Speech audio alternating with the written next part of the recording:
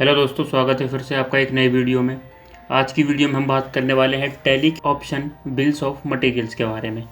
तो bills of material option का use क्या होता है? देखिए, जब हम कोई कच्चा माल खरीदते हैं और उस कच्चे माल से हम कुछ नया क्रिएट करके बेचते हैं, तो उस कंडीशन में हम टैली में जो है बिल्स ऑफ मटेरियल ऑप्शन का यूज़ करते हैं, जिसमें हम जान सकते हैं कि हमने कितना कच्चा माल यूज़ किया है और कितनी हमने फिनिश्ड गुड्स बनाई हुई हैं, और वो गुड्स हमने कितने में बेची हैं, क्या बेची हैं, कैसी कैसी है, वो सब हम यहाँ पे कैलकुलेट कर सकते हैं। तो उसके लिए सबसे पहले हम देख लेते हैं। तो हम चलते हैं यहाँ पे हम टैली में। तो ये हम टैली में आ गए। यहाँ पे मैं एक जल्दी से कंपनी क्रिएट कर लेता हूँ।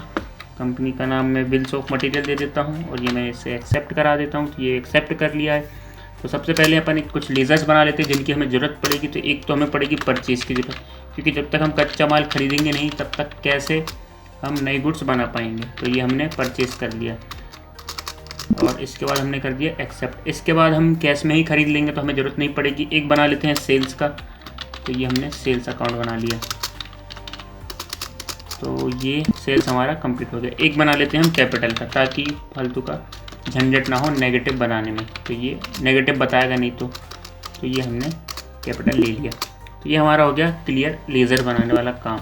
अब हम चलते हैं इन्वेंट्री में। इन्वेंट्री में हम ग्रुप बना लेते हैं। तो ग्रुप आप कुछ भी ले सकते हैं, जैसे कि आप कच्चे माल का अलग ग्रुप होता है, फिर उसको आप नया बनाते हो। तो यहाँ पे ग्रुप ना बनाते हुए मैं सीधा स्टॉक आइटम बना लेता हूँ, ताकि हमारा टाइम ख़राब ना हो।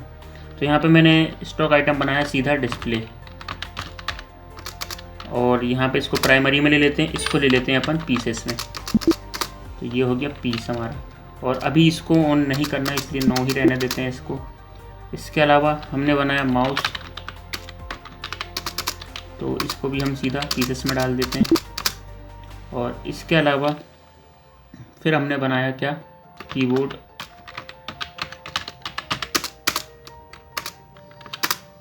तो ये हमारा हो गया कीबोर्ड।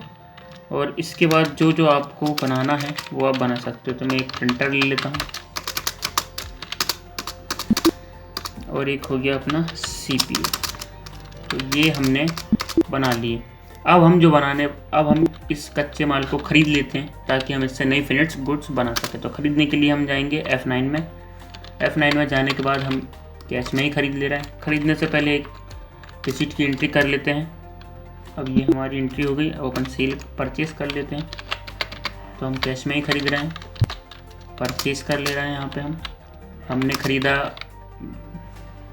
2 CPU, जिसकी कॉस्ट जो भी आप रखना चाहो रख सकते हो। फिर एक हमने ख़रीदा डिस्प्ले हमने ख़रीदे 3, ये रहे 2500 जो भी है। कीबोर्ड रहा, कीबोर्ड के हमने 30 पीसेस ख़रीदे। और एक रहा हमारा माउस ख़रीदे हमने 10, जिसकी प्राइस 150 है। और एक प्रिंटर ख़रीदा, जिसने ख़रीदा हमने 5 प्रिंटर ख़रीदे, जिसका कॉस्ट। तो ये हमने कच्चा माल हमने ख़रीद लिया। अब ये जो कच्चा माल ख़रीदा है, इससे हम नई गुड्स बनाएंगे, फिनिश्ड गुड्स बनाएंगे। तो उन गुड्स को हम कैसे बनाएंगे? तो उसके लिए हम सबसे पहले चलते हैं इन्वेंट्री इन्फो में। हम एक आइटम क्रिएट करेंगे जो हम फिनिश्ड गुड्स बनाएंगे उसके नाम से। तो जैसे मान लीजिए जो हमने आइटम लिया है कच्चा माल, उससे हम बनाएंगे कंप्यूटर। तो एक हम कंप्यूटर आइटम बना लेते हैं।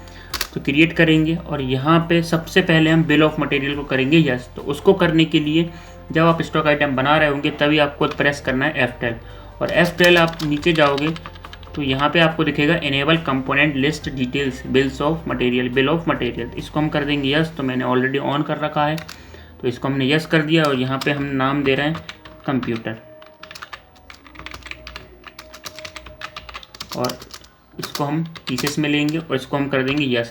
जैसे यस करेंगे तो ये पूछेगा आप जो कंप्यूटर के लिए बना रहे हो उसमें आप क्या क्या चीज़ें और कितनी कितनी चीज़ें डालोगे, और उसका नाम। तो यहाँ पे पहले हम उस लिस्ट का नाम दे देते हैं। तो हम यहाँ पे इसका नाम दे रहे हैं कंप्यूटर, क्योंकि हम कंप्यूटर ही बना रहे हैं। अब यहाँ पे कितनी पीसेस आप बनाओगे, यूनिट कितनी बनाओगे? तो मैंने कहा कि हम 1 यूनिट बनाएंगे। अब उसने कहा कि 1 यूनिट में आपको क्या क्या लगेगा? तो 1 यूनिट में हमें लगेगा एक CPU, एक डिस्प्ले लगेगा, एक कीबोर्ड लगेगा, एक माउस लगेगा और एक प्रिंटर लगेगा। तो हमें ये चीज़ों की ज़रूरत पड़ेगी। तो ये हमारा फॉर्मूला लगा दिया हमने कि हमें एक यूनिट बनाने के लिए क्या क्या चाहिए, और इसके बाद हमने इसको कर दिया एक्सेप्ट। तो ये हमारा फिनिश्ड गुड्स बन के तैयार है। पर लेकिन फिनिश्ड गुड्स हमारे पास अभी बनी नहीं है। अब हम उस फिनिश्ड गुड्स को बनाने के लिए हमें एक एंट्री पास करनी पड़ेगी। उस एंट्री को करने के लिए हमें एक वाउचर बनाना पड़ेगा। तो वो वाउचर हम कहाँ से बनाएंगे? अकाउंटिंग इन्फो में। अकाउंटिंग इन्फो में वाउचर टाइप में जाएंगे। वाउचर टाइप में हम करेंगे क्रिएट। तो हमें फिनिश्ड गुड्स कंप्यूटर के नाम से बनानी थी, इसलिए हम वाउचर भी कंप्यूटर के नाम से ही ले सकते हैं। तो ये हमने कंप्यूटर ले लिया। कंप्यूटर के बाद ये किस में आएगा? तो ये अंडर आएगा आपके स्टॉक जर्नल वाउचर के। स्टॉक जर्नल ले लेंगे हम। इसके बाद आगे बढ़ते जाएंगे और यहाँ पे आपको दिख रहा होगा use as a manufacturing journal. तो इसको हमें करना है यस, और यस करने के बाद इसको कर देंगे हम एक्सेप्ट। तो ये हमारा हो गया एक्सेप्ट। अब इसके बाद हम बाहर आ जाएंगे और इन्वेंट्री वाउचर में जाएंगे। इन्वेंट्री वाउचर में जाने के बाद अल्ट के साथ प्रेस करेंगे हम F7। तो जैसे ही F7 प्रेस करेंगे तो हमने एक नया वाउचर बनाया था कंप्यूटर नाम से, हम उसको ओपन कर लेंगे। ओपन करने के बाद ये पूछ रहा है नेम ऑफ प्रोडक्ट। तो हम क्या बना रहे हैं? तो हम बना रहे हैं कंप्यूटर। तो यहाँ पे हम सेलेक्ट कर लेंगे कंप्यूटर। कितनी क्वांटिटी बना रहे हैं? तो हमने कहा हम बना रहे हैं 5 क्वांटिटी। जैसे ही 5 पे क्लिक करेंगे तो यहाँ पे आपको दिख जाएगा कि कौन कौन सी क्वांटिटी किस किस के लिए और कितना यूज़ हो रहा है। तो इसको हम आगे बढ़ाते हुए जाएंगे। नेगेटिव बता रहा है क्या,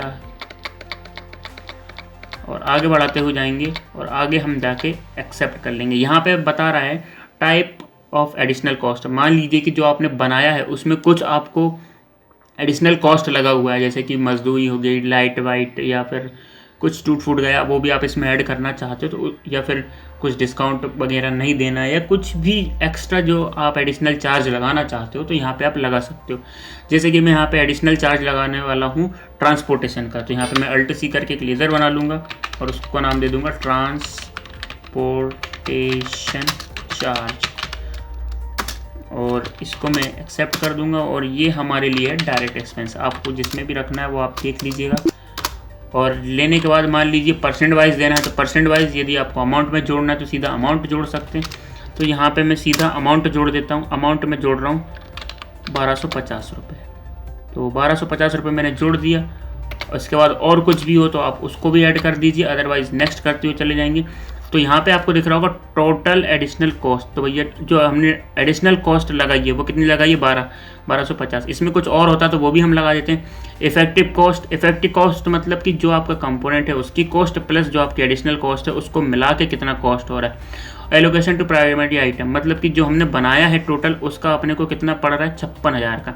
और effective rate of primary item मतलब कि यदि कोई एक आइटम खरीदेगा या हम उसे एक आइटम बेचेंगे, यानी कि जो हमारा कंप्यूटर है वो बेचेंगे, तो वो उसे पड़ेगा 11,200 रुपये का। मतलब ये हमें पड़ा है। अब हम इसके ऊपर कितना भी बेच दें वो हमारे लिए प्रॉफिट है। पर लेकिन यदि हम इसको खरीदते या फिर हमें ये बोल सकते हैं कि ये हमारी कॉस्ट आई है एक पीस को बनाने में, तो ये हमारी एक पीस को बनाने में कॉस्ट आ गई। इसके बाद इसको हम कर देंगे एक्सेप्ट। अब आप यदि स्टॉक समरी में जाकर देखोगे तो आपको एक दिखेगा कंप्यूटर।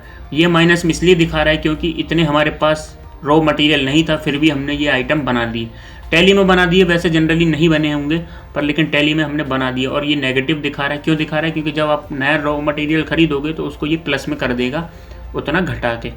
और यहाँ पे आप देखोगे इसका कॉस्ट वगैरह ये सब आपको दिख रहा होगा। अब हम इसको करते हैं सेल। तो सेल करने के लिए कहाँ जाएंगे? अकाउंटिंग वाउचर्स में। अकाउंटिंग वाउचर्स में प्रेस करेंगे F8 के बाद हम कैश में कर रहे हैं, एक्सेप्ट करते हैं इसको। और क्या बेच रहे हैं अपन? कंप्यूटर। कितने हैं? 5। तो हमने 2 बेचे और इसका जो हमें कॉस्ट पड़ेगा 11,200 का, तो हमें वैसे ही पड़ा था, आपने देखा होगा इफेक्टिव कॉस्ट। अब हम इसको बेचेंगे 11,500 रुपये ताकि हमें प्रॉफिट मिल जाए, और इसको हम कर देंगे एक्सेप्ट।